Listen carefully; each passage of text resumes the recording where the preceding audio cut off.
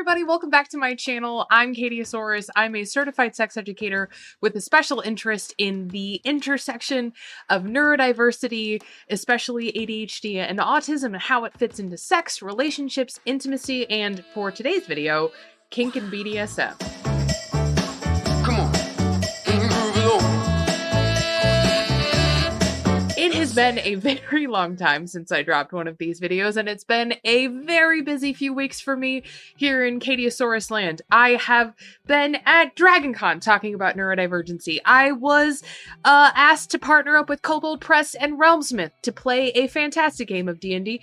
Then I went to LA and I did a bunch of meetings. And now I'm back and I'm very, very tired. So today's video is going to be short. So one of the real truths about transitioning from TikTok to YouTube is TikTok to YouTube is that I'm honestly having a really hard time with it.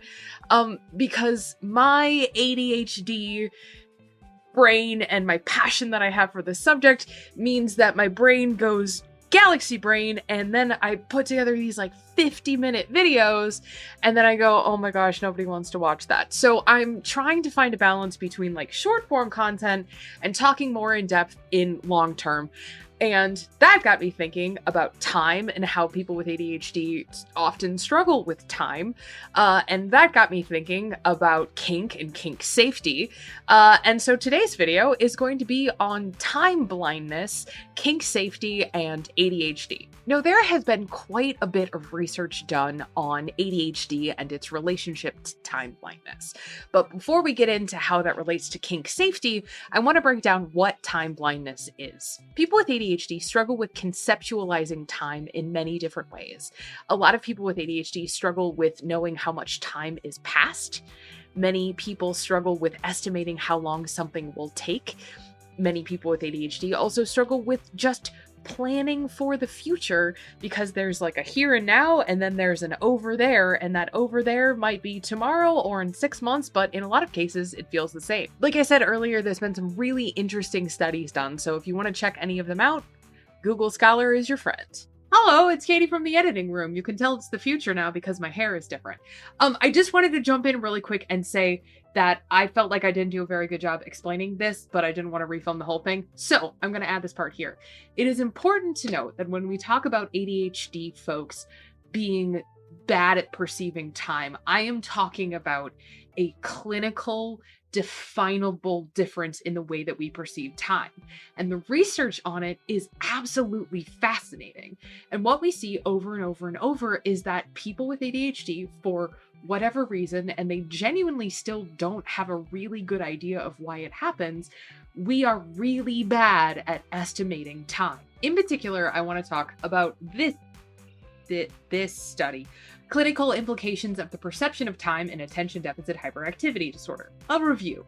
So basically, this study looked at a bunch of other studies that had been done about ADHD and time blindness, and they came to the following conclusion. Practical approaches to time perception and its evaluation have shown that individuals with ADHD have difficulties in time estimation and discrimination activities, as well as having the feeling that time is passing by without them being able to complete tasks accurately and well. That's a big deal. And if you're new here, you're going to hear me say this a lot, but especially when we talk about difficult issues that are associated with ADHD, especially stuff like time blindness, I want to make it really clear that it's not your fault. You're not a bad person for being crappy at telling time. You're not a bad person for not having an accurate internal stopwatch. It is literally part of your ADHD. So now that we've got that cleared up, let's go back to our regularly scheduled programming. Past Katie, take it away. That's the stupidest thing I've ever done, I'm sorry. Now, when we talk about kink and kink safety, we often spend a lot of time talking about, the mechanics, the hardware, the negotiation, the boundaries, but we often don't bring time into the conversation. And for people with ADHD or people who play with people with ADHD, introducing time into that discussion can be a great way to keep your partner safe. For instance, let's pretend that you are going to do a scene that involves some heavy impact or some spanking or some suspension. Now, obviously, all of those things come with their own inherent set of risks, and that's something that you know going into any sort of scene like that. However, one thing that can trip up a lot of people with ADHD is the fact that duration needs to be another thing that is put into sort of the consideration pile when you're negotiating a scene. If I have trouble estimating how long 15 minutes is, and I accidentally go for half an hour, that could cause a lot of issues. Time blindness can also affect how we plan and orchestrate kinky encounters. For instance, someone who's time blind might, think, oh, a suspension will only take me 10-15 minutes to tie, and then an hour and a half goes by and nobody is having as good of a time as they could be having. Along those same lines, when we talk about time blindness, it can also contribute to frustrations and issues in even planning and putting together kink scenes. For instance, you might decide that you want to try a whole bunch of kinky activities, but realize that you only have time for a couple. Or similarly, maybe you decide you only want to try a couple of things and then you find yourself with an entire evening's worth of time on your hands. Now, neither of those, having too much time or not enough time, are necessarily a bad thing, but when we talk about building confidence and a surety, especially as, tops or doms, it can be really frustrating to feel like your scenes are never going exactly how you want them because of your issues with time. Time blindness isn't anything to be embarrassed about or ashamed of or feel guilty about. It is a really common experience for people with ADHD, but it is our responsibility to keep ourselves and our partners safe and mitigate and manage those concerns. So how do we do that? Honestly, this one has a lot of really good solutions, and what I really like about it is that you can also incorporate some of these solutions directly into the scene. For example, picking a really sexy song that matches your vibe. If you know that a song is 3 minutes or 5 minutes or 7 minutes or however many minutes long, that can be a great way of keeping track of time without having to interrupt the scene with timers or other methodologies. However, timers are also super valid. And in other circumstances, having a big visual timer that your partner can watch, the minutes counting down, that can be really effective if you know how to use it creatively.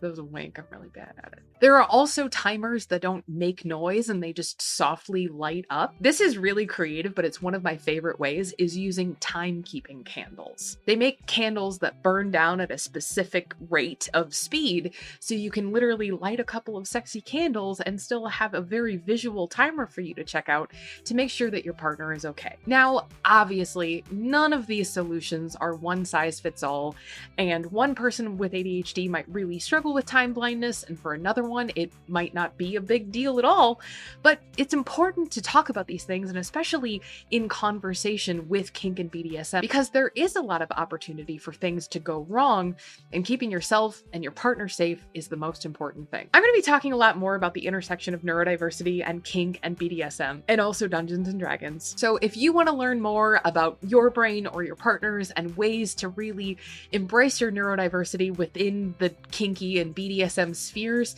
please feel free to subscribe, hit that follow button, and check out my content on all of my other platforms. And also, if you like this spicy kinky content, you can follow me on mostlypans.com, where I keep all my spicy content. So you can check that out too.